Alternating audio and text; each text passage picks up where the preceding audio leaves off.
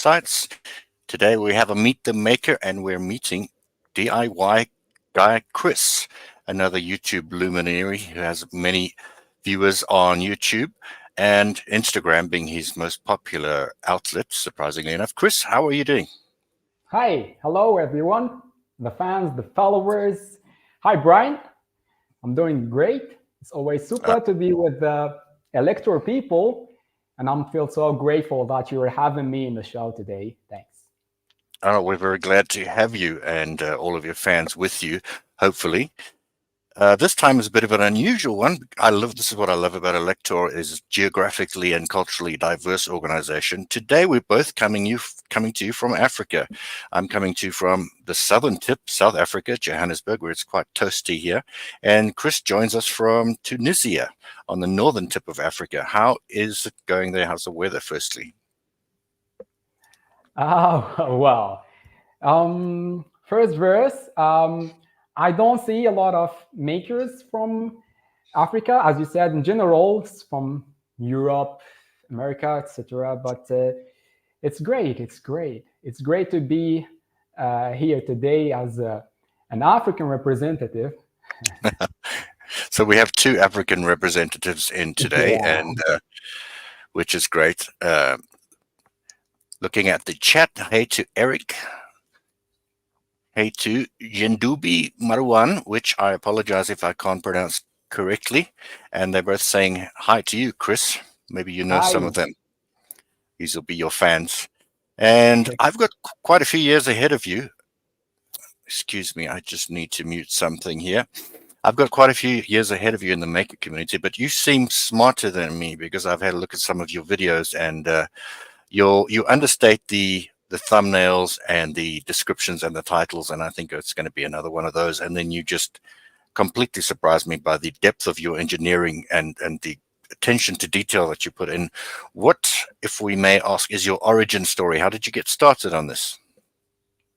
Oh, that's a good conversation start. So we're starting from the bottom. Okay. Yes. I always write in the description, even on my YouTube channel and on LinkedIn, whatever. I always write that all what I'm doing it for fun, and I mean it. Because I will not say that my story or how I get started is the most amazing one or the surprising one or something special, but I think it's a bit funny one. Because if you ask me 10 years ago or maybe 12 years ago, anything about electronics, I was like, I don't know. I had nothing related to electronics like 12 years ago.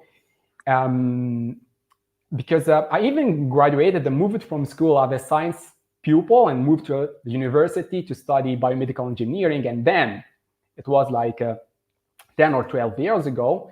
And then on the first year of studies, we even studied chemics. It's all about like medical engineering and mechatronics. But for first year is different subject. But for the second year, here is the start.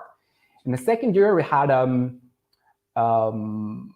subject that we call digital electronics or numeric electronics. I'm more digital than analog, by the way. Me too.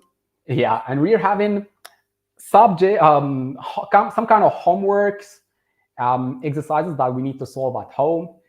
And I remember that one of my professors told me once that my solution for some exercise is not correct, despite that I was convinced that my logic analysis for the problem is correct. And since then, I started to trying to prove that for each problem or electronics related issue, there is multiple possible solutions. And before going to the classroom, I spent the whole night and day searching and reading and prepared many solutions for all the exercises. And that when the day come, I go there and do the show, and I tell them that for everything there is an alternative solution. And since then, I started to feel that it's a gameplay. I don't feel bored when I do research about these kind of stuff, the flip-flop, the registers. But despite that, the students and all the students are struggling to understand these electronics circuits and how memory operates, how to address them, how to access them. But for me, it was like a game of play. And then the next year, we're having something that we call here in Tunisia end of study project. That's literally the translation. The students need to make studies for the half of the year. Then the next half, 4 months, no studies, just concentrate on producing or developing a project. Since I was doing biomedical engineering, the project back then was has to be related to biomedical engineering. So I need to produce some kind of biomedical instrument. And I've been taken by one of my professors, and we're still friends until now, by the way. And he told me that he would be my supervisor for the project. And he introduced me to Arduino. And I've been like looking for the appropriate topic or project to develop. So I moved it to a hospital to check if there is any difficulties with the staff in there while dealing with the instruments, the machines, and the equipment that they're having. And they told me that they are having some kind of medical injector machine, injecting medicines with through small dose, and has to be programmed, the dose, the speed, etc. So because for some medicines, it's not a one shot, it has to be taken like for 8 hours or maybe 10 hours. So there is a machine or instrument that do the job. And I asked them what kind of difficulties they find when they are dealing with these instruments. Mainly these machines are coming from Spain, so the language is Spanish or English. For some persons, it's delicate to deal with it, and with other problems already. And they asked me the classic question: why are you asking us about the difficulties? I said that I will solve these problems because simply I will produce this instrument for you. And they were like, you will produce a similar one? Oh. And I was like, no, I will produce a better one. Wow, okay. Well, it's always starting with why, etc. But 4 months later, I came back to the same place, to the same stuff, holding the instrument on my hands. I put it to the table. I was like, yo, that's what's up. It works. And they were all surprised. Then the why question, it turned into how. How you did this. And it's always like this. It's my dilemma. When people see what I'm doing, they always tell me why you're doing this, why you're provoking problems, and you spend the whole day searching for solutions. That's the maker's mind. That's who we are, after all. And it's always why you do this, why you do that. Then when I do something cool, they ask me how you did it. And after graduating, I moved to continue my studies as an electrical and computer industrial engineer. During the journey of building that instrument, I've been searching. Every time I face a problem, I search for the solution from the internet, etc.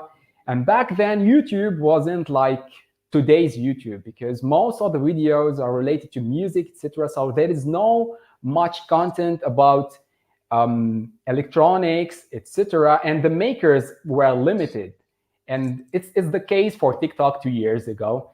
And I've been struggling to find a great or clear explanation from the forums. And it comes the idea, why not every time I find a solution for a problem, I document it and I make a video explaining how it works, because I always believe that videos are better than reading articles, etc. Maybe I'm wrong, but you know, during that journey also, I met the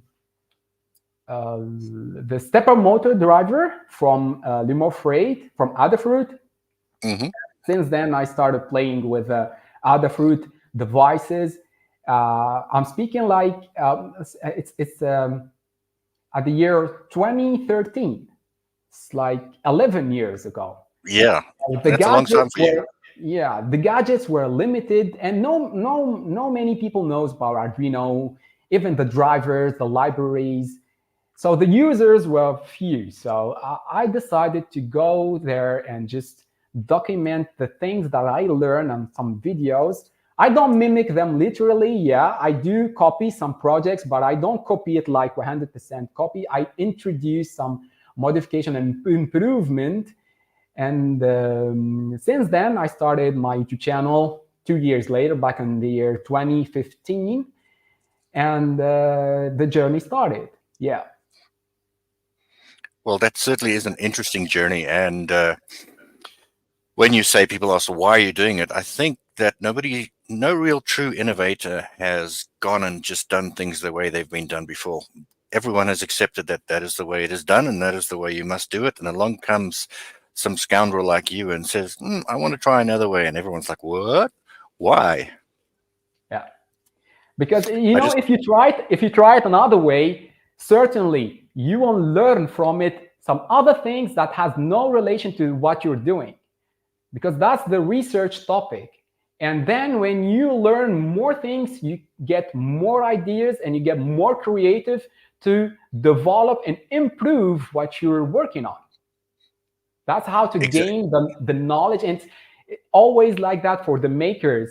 We don't keep our eyes on our own papers as our teachers told us. Okay, so we need to explore, and that's the way. We are makers. We are nerds. We have to break the rules and just go and dig into refine something that we need to prove later and document it and present it the proper way.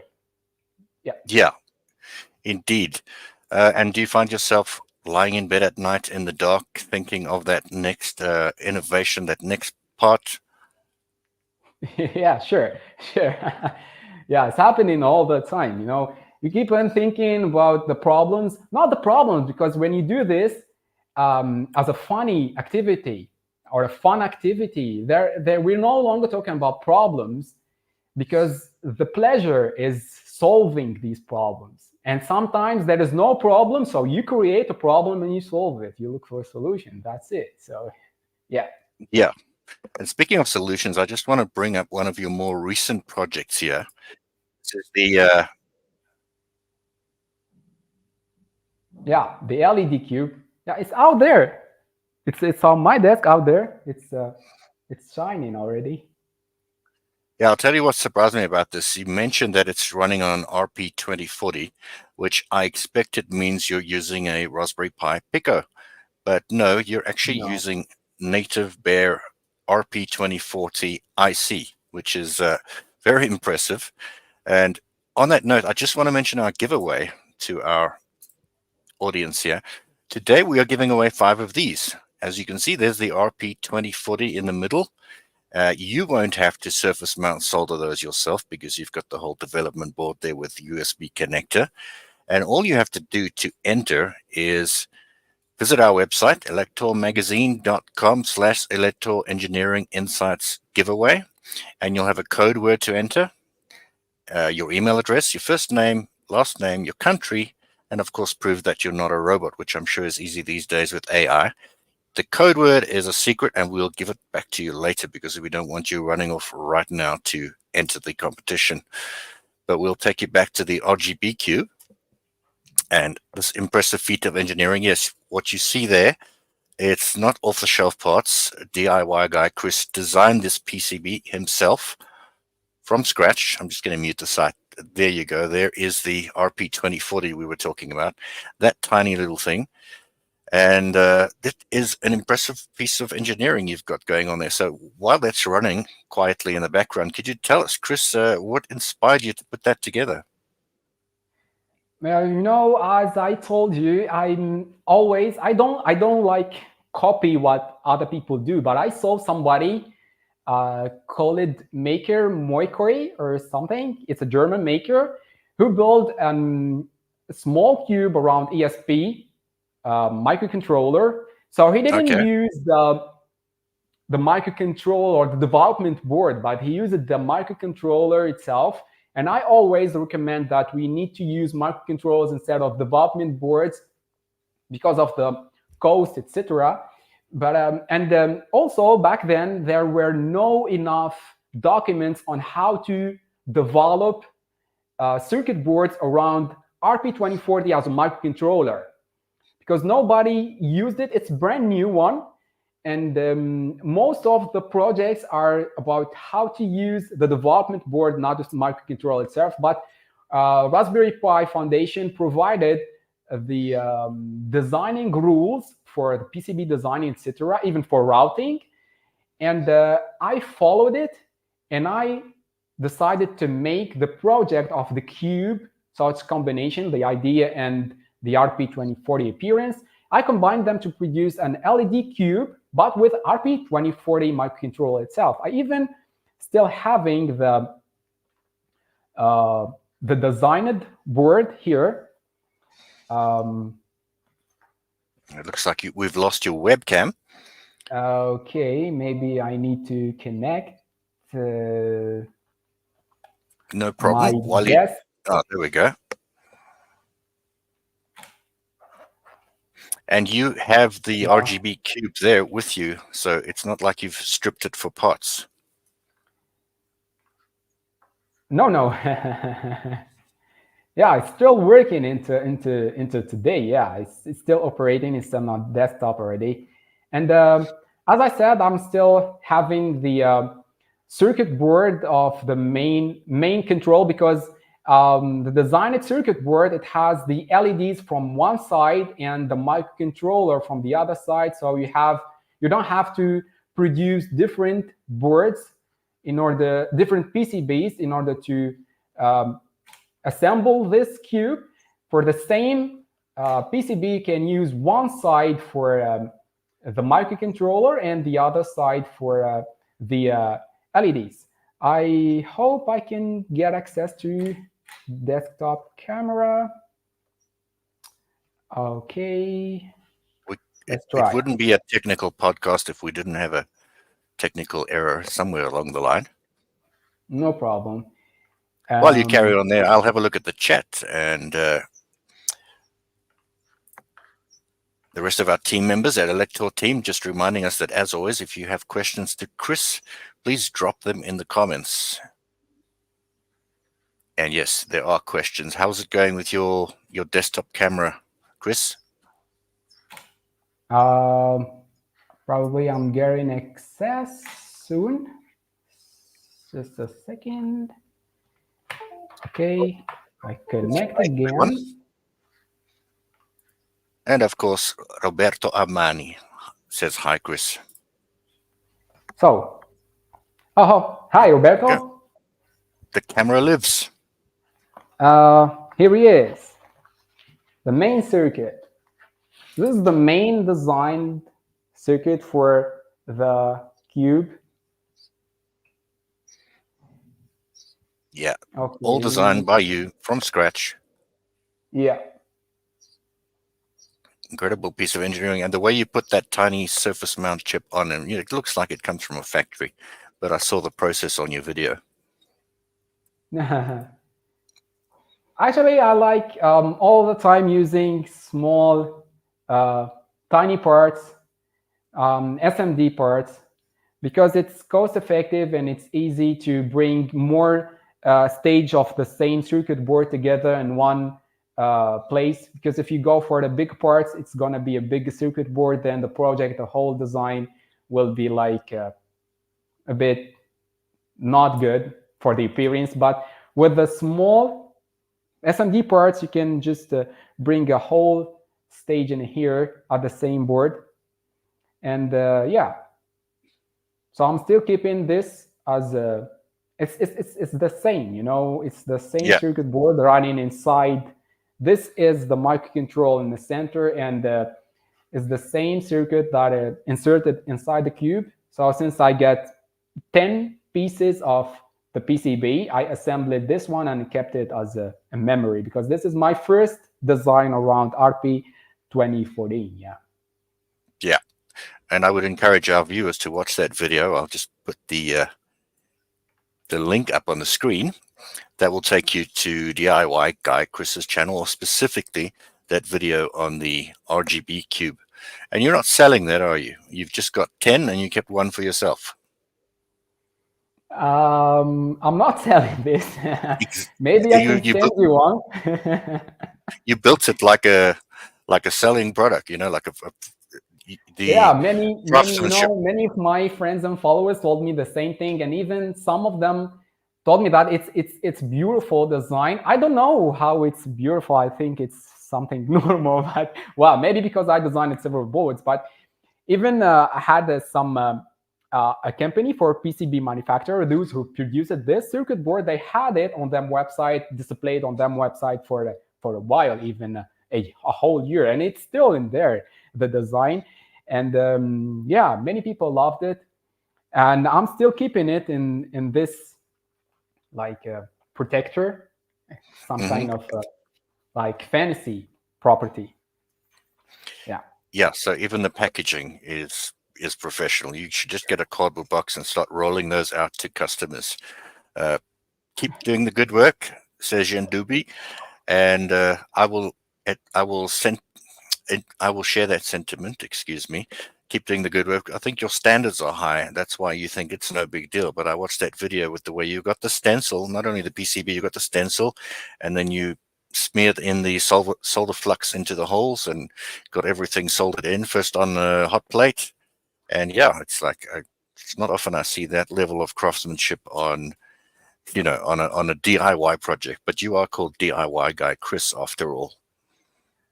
Well, I'm trying to be better anyway. Well, but it wasn't like this. Like, I keep on progressing. Fortunately, I found the way, and it's not. I will not say that this is easy for someone who's doing electronics, etc., to be a full-time maker, full-time job. And I show high respect for Great Scott. I watched his episode, even the Max's episode was great also. And I show high respect for Great Scott for taking this courage to making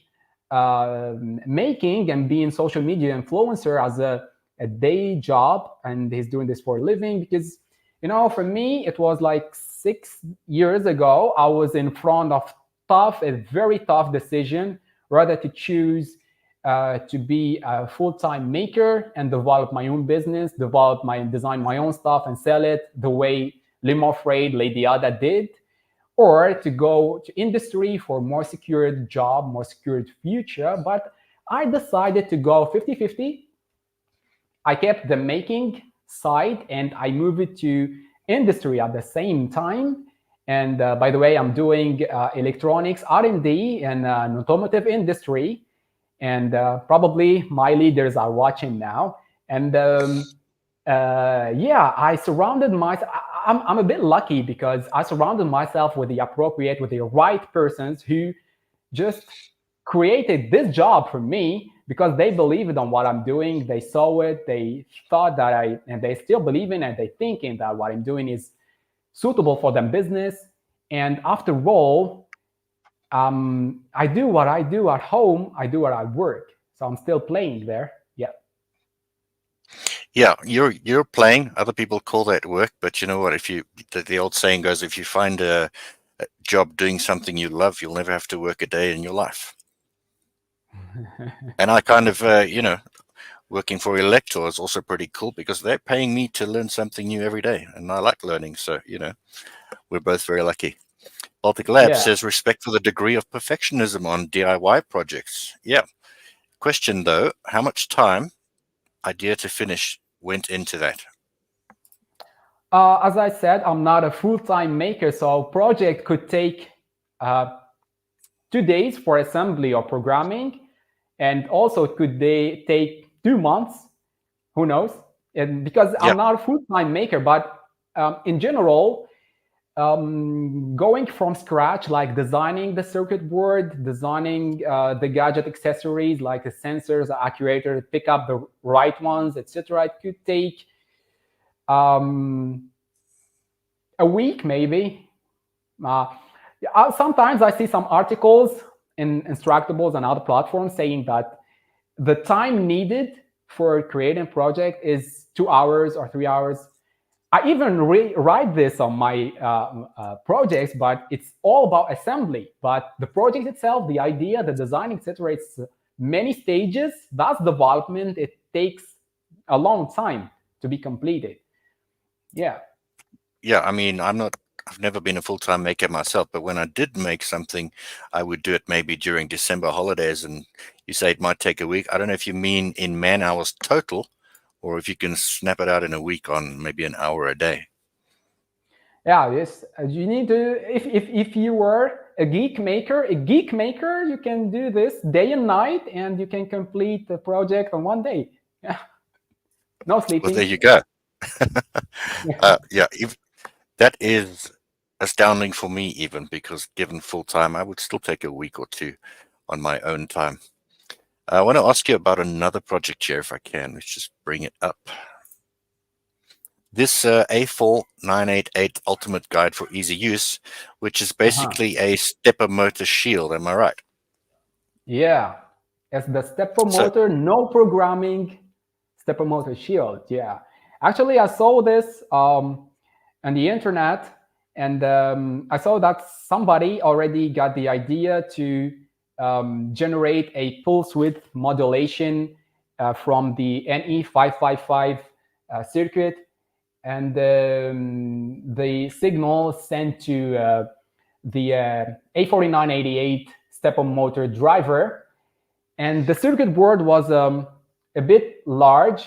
So I said, why not combining these two chips, the NE555 and the A4988 stepper motor driver, into one small circuit with the small components here, and just stick it right to the back of the stepper motor. And all what we need is plug in the power supply from here, and you get a direction and speed controllers from a speed control from this potentiometer, and the direction control from this slide switch. So it was useful because you don't have to write programs, etc., to make this work. All what you need is plug in the power and you're ready to go. And some of the followers, when I shared this, they told me that because this terminal block is a through hole and it's soldered from the back side of the circuit board from the bottom.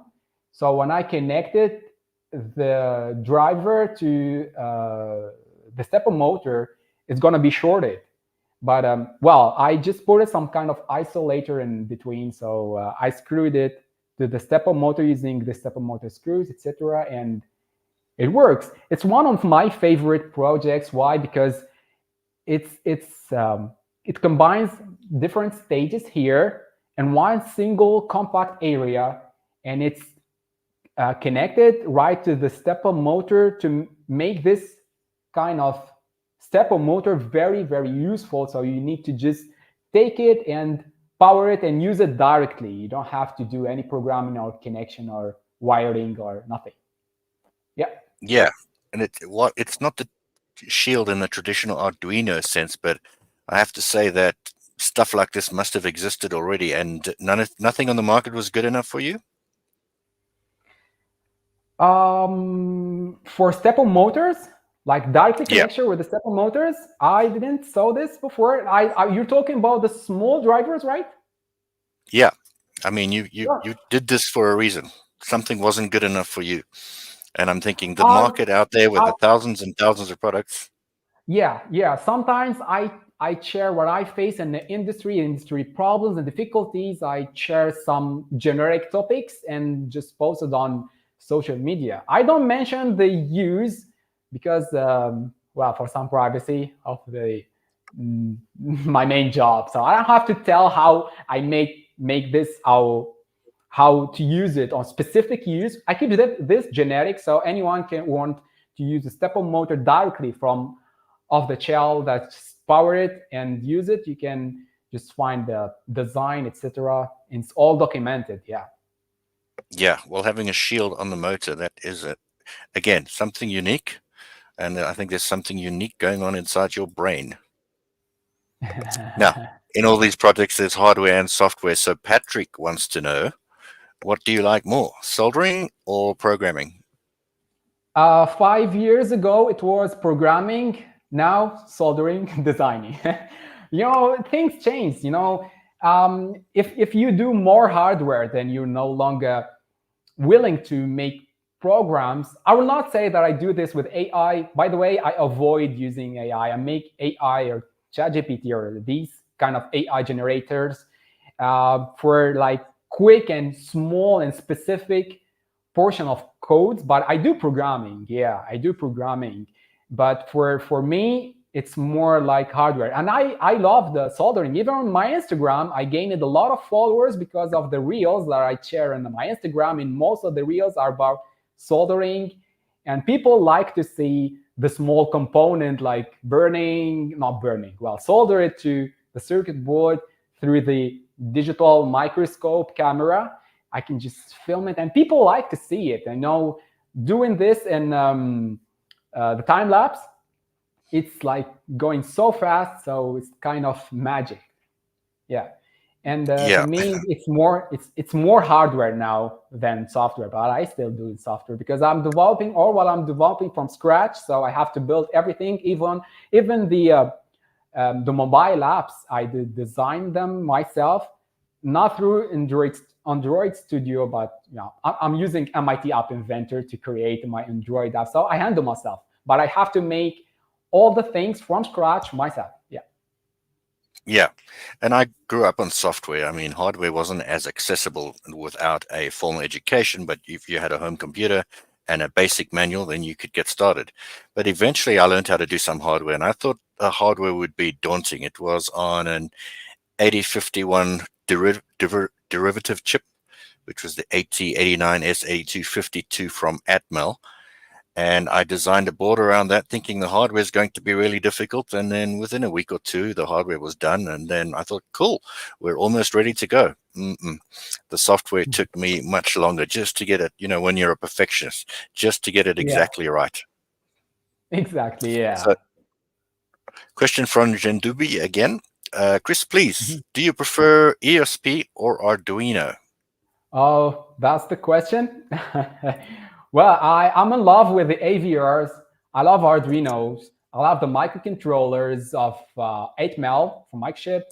And I do prototyping with Arduinos, the development board from Arduinos. Then when I confirm that the hardware, the connection is good, I move to designing my own circuit board around the microcontroller itself, not the whole circuit board, because as I said, I prefer using small components to make compact size of the circuit board. But yeah, ESP is something unique and revision. It's something powerful, and it's a bit hard to compare, because it has different blocks, the ESP, comparing to the basic AVRs used in Arduino development boards. And even the registers, they're not using the same coding. Arduino has most 8 bits, more 8 bits, and ESP is more 32 bits. And yeah, it's hard to compare. One is faster than the other, but I'll not say that ESP is better than Arduino, because each development board or each microcontroller has its use. So it's good and it's useful as long as it solves the solution, the problem, and as long as it satisfies your needs. And but for me, I will pick up Arduino. I'm an AVR crazy lover. Yeah. Yeah, I've heard people say that the Raspberry Pi is overkill, and I've heard people say that the Arduino or the Atmega 328 is underkill, not powerful enough. But it does depend on your use case. One would not want to dedicate a Raspberry Pi to on-off switch when you get home, something like Blinking that. an Each LED, one has yeah. the use case. Yeah. Although that's the first thing we do, obviously, is hello world. Hello world, yeah.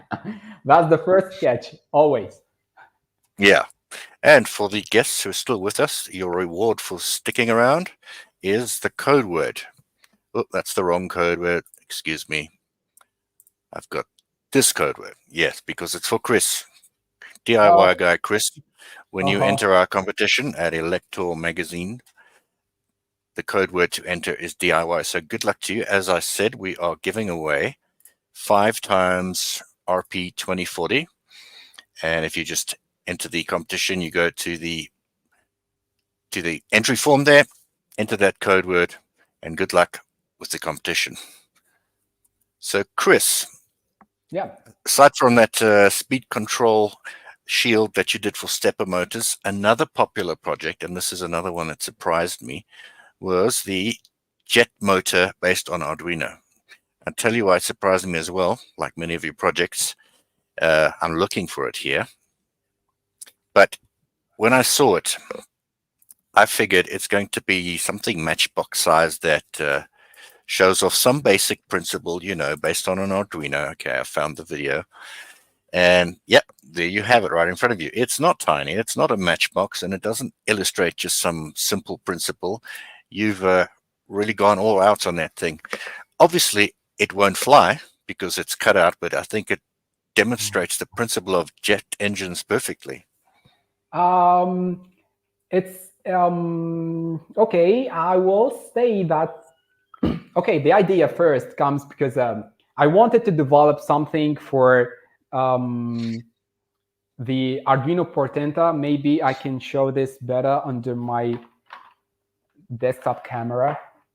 Okay, just a second, let's switch. So as I said, I wanted to do something for Arduino Portenta, and I thought that making access to the Portenta high-density connectors, some calls them HRS connectors, but it's high-density connectors, the small connectors from the bottom of the Portenta, and I designed this circuit board host for Portenta, and back then there were no enough documents to get the information about the ports. Even the documents provided by Arduino, they were missing some points about the ports and the pins, etc. So I decided to develop this circuit board that I call it throne board. It's the throne board for Arduino Portenta. I'm a Game of Thrones fan, so I just picked up the name from there. So I made it, but instead of using the classic Arduino MKR pins, I used a pins from the bottom side of Portenta. So the access of these pins are a bit delicate, and I said, okay, now I designed the circuit board to access the ports or the pins from the of the Portenta, but access them for what? So I added some stages to the design, like a motor driver, temperature sensor driver, and some LEDs and controllers like slide switches. And it's not meant to blink an LED, by the way. And I said, okay, I'm having a motor driver, so I need to check this and verify that it works properly. And I saw on the internet the jet engine design files, the 3D design files, and I decided to 3D printed it with my 3D printer over there. And instead of making it steady, because the design that I find, and most of the designs is just a 3D print, it has no place for the motor. So I designed some pieces to add it to the existing design, which allows me to place a motor. Yeah, that one, which allows me to place a motor, and it's a DC motor, and connect it to the throne board. And from there, I can control the speed and the direction directly from the throne board through the code uploaded on the Portenta board. Yeah.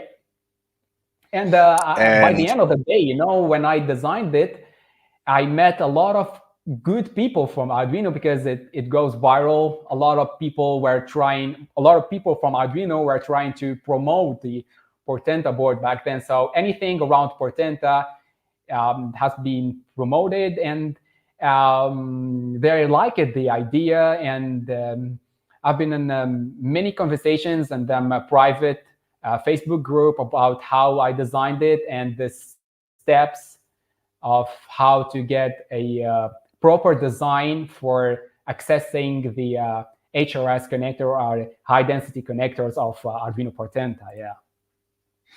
Yeah, and Portenta was pretty new at that time. Let me see when you published this, 2 years ago. Yeah, perfect timing. It was very new then.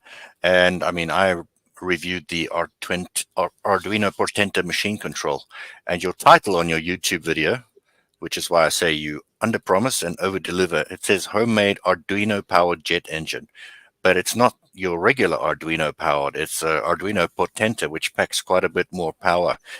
Did you find that you needed that much power from the Pro line of Arduinos?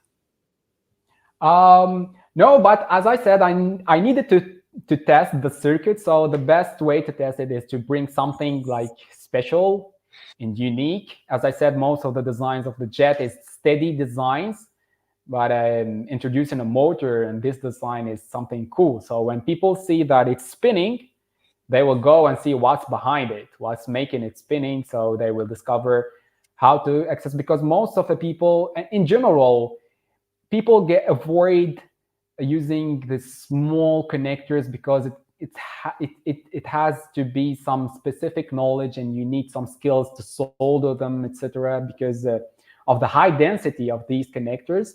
So people will avoid using these connectors from the bottom side of the Portenta, when it's useful, very useful, because many ports and many peripherals of the Portenta are not accessible from the sides connectors, but accessible from the bottom side, from the high density connectors. So you need a shield or a host board in order to connect that Portenta to it, in order to access these high density connectors. I give full access to all the pins. Yeah, and I just want to show the viewers this.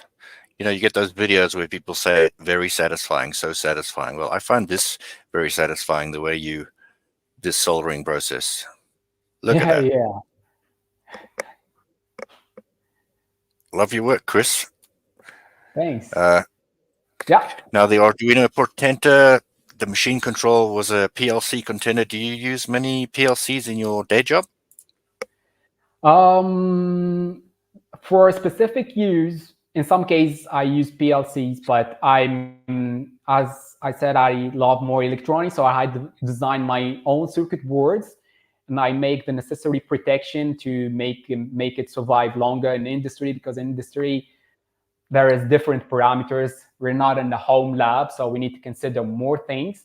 And by the way, I have an Arduino board running out there for more than 6 years, 24 hours, 7 days a week, for more than 6 years, no stop, and nothing damaged it.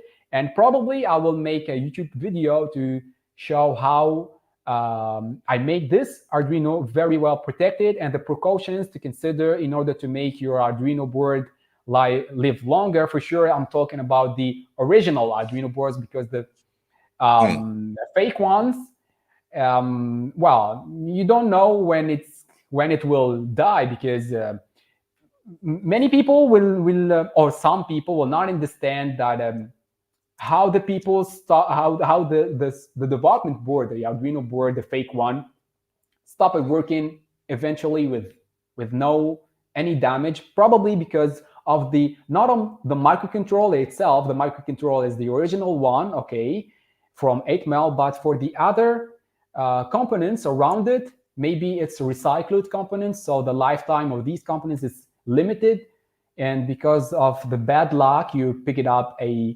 board with some old components, recycled and sold to you, so it will not live forever, or at least it will not survive for 20 years, because the lifetime of the microcontroller is around 20 years, and then you will find yourself like surprised. It worked for 1 year, then stopped working with no any issue appearing. Yeah, I understand what you're saying about the resilience of those boards. Are you talking one of the 5-volt boards, correct? The Arduino Uno, I presume? Arduino Nano, most of the Arduino fake ones are most the Arduino Nano, but all the Arduino boards has been mimicked. It's available everywhere. But to pick up the original ones from the website to be more secured, because it's a higher price but safe and secured. It's very well protected. The protection stage of the same Arduino Nano, the fake one and the original one, the protection stage is not the same. So you'll be safer when you pick up the original one. Yeah. Well, I prototyped on Arduino Uno, but anyone who listens to this channel a lot is probably sick and tired of hearing about my bathroom scale. But in December 2015, I added an Atmel 3 to 8P to the bathroom scale, but it was running the Arduino bootloader. So I did all of the prototyping on the Uno, and I can agree with your thoughts. It's been in the bathroom now since December 2015. It's still working. Every time I get on that scale, the Wi-Fi works, it connects. Yes, it's also running an ESP8266 because the Atmel doesn't have Wi-Fi built in, but it still works. So you probably got some good ideas about, you can tell us in a moment about designing resilience into your projects, but I just want to remind our viewers, electormagazine.com/elect-engineering-insights-giveaway, and the code word again is DIY. So you can win a Raspberry Pi RP2040WH. Let's go back to the comments. Good question from Ahmed. And I have done SMD once, and Ahmed wants to know why always SMD. I did it on a GPS project from Elektor about 20 years ago, USB based. I would plug it into my laptop and then drive around the neighborhood and see the path being created. But that was my first experience with SMD, and I got it right, but it wasn't as tiny as the stuff you're using. So to answer Ahmed's question, why always SMD? It's a complicated question. I started already with the big ones on the breadboard, because you can't prototype with the SMD components on a breadboard, so you have to go with the big components for prototyping. But if you are if you are working with some size to respect, with the size of the board you need to respect, etc., and the price, it's all about the price, because for the small components, the circuit board is going to be smaller. And most important for me, I'm storing the components here in my home lab. So for big components, it's going to be a very big space. I'm storing more than 500 types of components in here, and it's all small, so it will not take a large space. But I know it's complicated for the followers to follow me when I do projects with the small components, because it requires specific knowledge, especially for assembly and dealing with these small components. But sometimes I share the project and through whole component in the same project in SMD version to make this easier. But it will not work for all projects, because in some specific case you need to go for the small components, like for example the gym sets counter that I built like 3 years ago. I will share the image of it right now. Okay. Here we go. So this one. Yeah. Is that the one? Yeah, it's a wearable device, and you will not be able to wear it if it's with a through-hole component, because it's going to be very big. With even for the microcontroller itself, I'm using on the same AVR one, the 80 Mega 328. I choose the compact one, the smaller one, and the even for the RGB LEDs, I choose a small version of the addressable LEDs. and even for the charging battery, etc. So it has to be all in one circuit board at different stages, but you are limited with the space that you have in the circuit board size. So you will go certainly for SMD components rather than going for through hole. But yeah, I like already the small components. It's good dealing with them, because the big ones, wow, it depends on the use after all. But as I said, the small ones, the smaller the size, the cheaper the price, you know. Yeah, and maybe because of my day job, I'm always all the time limited with the board size. So all the time thinking SMD more than through hole.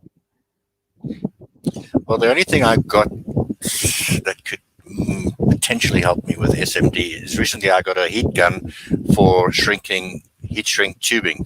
That's about all I've got. If I were to go into SMD now, what would be the essential tools for that?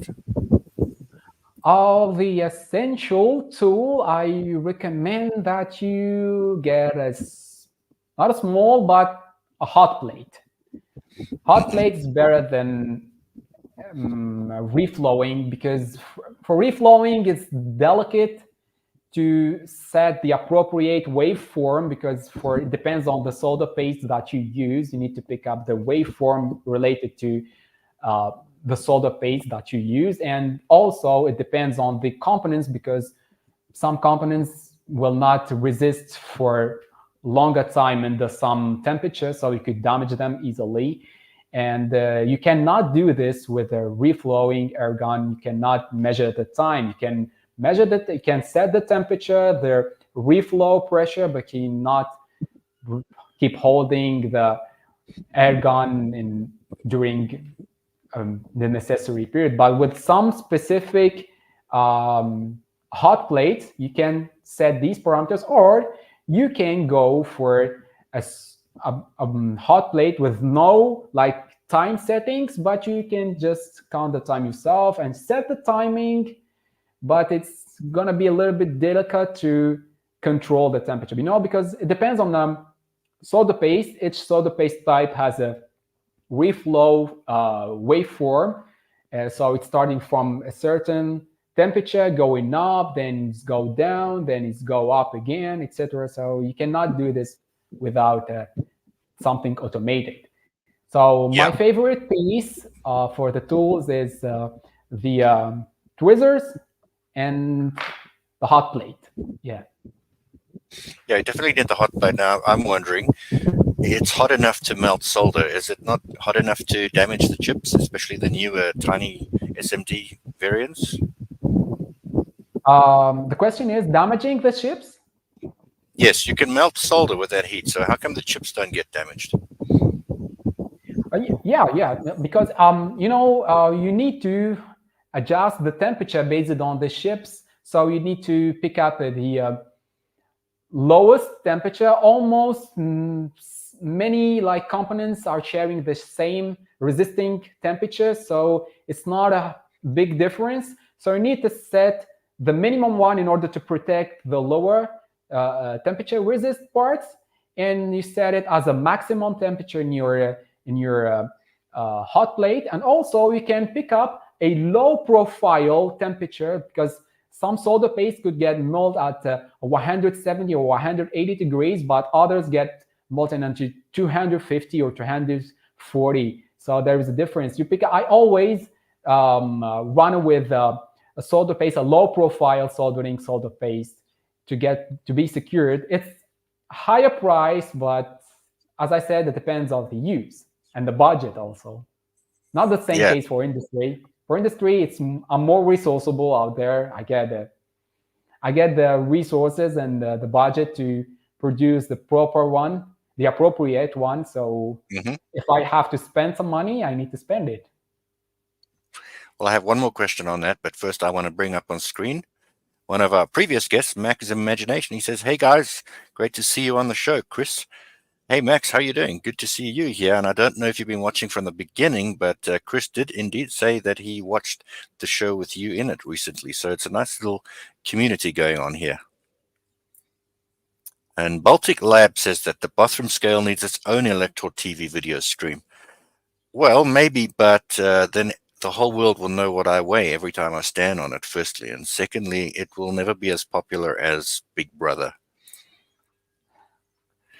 My one question on the hot plate was, I have worked with through-hole components in the past where I wanted to remove all the parts from the board, and you've got solder wick or you've got solder sucker, but you've got to go to every hole and suck it out. And do you think that would work, a hot plate for an older circuit board that's all through hole, to make it easier to extract components? For the through hole, extracting components with the hot plates, it's not an option, because Okay. you need, there is another tool for this. I can't recall or remember the name, but it's some kind of small container that has a molten solder core, where you need to just put the pads of the components so it get melt and just extract them from the other side. I can't recall the name of this tool, but it exists. But for extracting components from through-hole components from circuit boards, wow, hot plate will not help on this, but it helps to extract SMD components from circuit boards. But I don't see that this is something that you very useful, because the small parts, when you extract them, it's hard to deal with them. It's hard to store them. Yeah. Because, well, it's very tiny. So. Yeah, well, it'll get me into SMD getting a hot plate, but I thought maybe it can serve more than one purpose, because I'm a bit of a retro guy, and sometimes you want to remove all the components from the board and then redesign that board and copy the traces and everything, like from old school computers. Yeah, that's reverse engineering. Yeah. Exactly. In some ways it's about preserving history, because maybe that circuit design doesn't exist on the internet. You don't have the files. So what you do is you take the old circuit, remove all the components, As make a long as the photocopy. circuit is one-sided or two-sided circuit board, but for multi-layer circuit board is not an option. You cannot find that. Yeah, then you have to X-ray it or something. But I'm old enough that the stuff I want to preserve is just single or double layer. Back to the question from Samir. How do you go from prototyping to production? And have you ever actually done production? Because I know you're not selling your RGB cube as much as I want one. Well, I'm not selling my gadgets, but all of them are documented on the internet. And going from prototyping to production, actually, if you get the appropriate resource to execute this, if you know from where to, not to buy the stuff, from where to get your prototype produced well, then it's gonna be so easy. And always, in all my videos, I show the full process, the complete process, from designing to producing, the design, testing, and validation, etc. So it's all the whole process is the same style in all my videos. So you know how to produce your own prototypes. But for my designs, unfortunately, I'm not selling them. Well, because of my day job, probably there's not enough space to do this, maybe. But yeah, why not? For if there are some good designs, sometimes sending pieces for the friends, the followers, like, yeah. Yeah, and you also open source some of your stuff and put out the circuit board. So people, you can make your own. That's what this whole channel is about as well. So we don't expect Chris to be up until 3 in the morning running a manufacturing company and doing marketing and sales and advertising. He's giving away his ideas for free. Speaking of giving away ideas, do you find that putting out a YouTube video now and then is enough for spreading the kind of information and education that you want?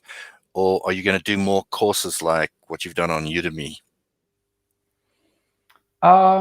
Probably, well, yeah, Udemy is an option, and I always prefer videos more than other explanation styles. So I went to there through videos, and also Probably I will stick with the YouTube as it's my favorite platform. Not the biggest one, but it's my favorite one. I get started with that from that corner, and I always believe that that style is better for many to get the point from what I'm talking about, from the explanation, etc. And it's motivational for those who are watching to see the process and from where I started and the final results. And better than reading and seeing pictures, it's more motivational. So, but I will stick with the YouTube, sometimes on Instagram, Facebook, and a little bit on TikTok, but just Facebook, Instagram, and YouTube. Yeah. Yeah, you are huge on Instagram, though. I think over 100,000 subscribers there. Yeah. Well, you've nailed that. I don't know why. I don't know why. It's not an old account. It's like 3 years or 2 years. 3 years, yeah. Even Great Scott spoke about this. Unfortunately, nowadays platforms algorithms are understandable. You cannot understand or expect something coming out from the thing that you are producing. So a video could have a good performance, and another video could go and get a bad performance. So for Instagram, honestly, maybe for the reels that I'm sharing there, it's people like to watch soldering electronics, but no very useful information that you can get from it until you go to watch the video on YouTube. Yes. Sorry, I said subscribers. I mean on Instagram, followers. We have followers. Yeah. Now we've given you Chris's YouTube. I see we are running a little over time, so just a reminder to guests who absolutely have to get out of there, rushing out now. You can still catch this on replay on YouTube. And we've given you Chris's address. Let me go to Solo Layout. I want to remind you of our address. I'm not going to give you a long, it's elektor.tv, and we've set up a clever redirect to youtube.com/user/elektorim. So subscribe to us, subscribe to Chris. And just another reminder that we are running the Elektor Engineering Insights giveaway, which I'll go back to Solo Layout. So please join us there, elektormagazine.com/elektor-engineering-insights-giveaway. We should probably find a way to cleverly shorten that as well. And you can win one of 5 RP2040 Raspberry Pi Picos. Back to Chris for some final thoughts before we have to run away. Do you have any recommendations and insights about DIY circuits for the maker community? Yeah, sure. Just keep on doing what you're doing, guys. And as I always say in my videos, I hope you keep on doing electronics every day. That's the point of the real maker. That's the mind of the real maker. That's how you think, the nerd thinking style. And I want to just and even with some simple tools, the necessary ones, you can get started and just find yourself, find the things that you like the most, and just keep on doing it. And nothing is impossible. I want to show you my desktop 9 years ago. It was when I first started. It's 2015 when I first started my YouTube channel. It was like that. And 4 years ago, 2020, it's what I'm having right here in my not working space. It's a working room. Somebody's already envy me and my family for having a whole room here for the electronic stuff. So you just keep on progressing. You just keep on learning and stick to the right influencers and get the right information and the correct information, and try and keep on trying until you prove it that you can make it. Yeah, and that is certainly inspirational looking at that, because I'm in a multifunctional room right now. It's got to be my office where I do my work, but it's also my lab where I solder things, and it's also my studio where I do live streams like this one. So I'm always on the lookout for clever ways to make more efficient use of the space, and I like what you've got going there. Yeah, keeping it organized is always, it gives you a good, when you enter the lab, you see it, arrange it, you have a good mood to work. Yeah. Yeah, that always helps. It doesn't help having an office you don't want to go into. And for those of you with day jobs, you don't always have a choice, but we're fortunate enough to do a lot of work in our homes right here. Is that not right, Chris? You've got a day job, but you have fun at night as well and on weekends. Yeah, sure. This is my favorite corner out here. Yeah, this is my favorite place. Yeah, I can spend my whole day in here without complaining. Do you have a bed? Do you have a bed in there? No. Oh, well, I guess you can't spend the entire day, but sounds like fun anyway. Anyway, Chris, since we have gone 6 minutes over time, according to my ticker up in the corner there, I want to thank you very much for joining us. That was certainly a very exciting conversation. Well, very interesting, and it's enthused me into buying more stuff because now I need to do more SMD. I just love to see the way that solder paste gets sucked up into the chips. Yeah, super, amazing. I encourage you and motivate you. Cool. I will let you know, and I'll ask you for tips when I need them. Thanks so much for joining us. I know you had to take a little time off to be here with us, so we appreciate that a lot. And we thank all of our viewers from all over the world and on all the different platforms. And also thank you, Chris, for linking your YouTube and other channels so people can jump in and see us on your channels. Thank you for joining us, and thanks to all the viewers who joined us. And thank you if you're watching this later and not live. But if you're not watching it live, you might miss out on the giveaway because you've only got a couple of days to enter the competition. Remember the giveaway. The code word is DIY. Enter there, and good luck. Thanks to everyone around the world for joining us, and have a good night, morning, evening, wherever you are.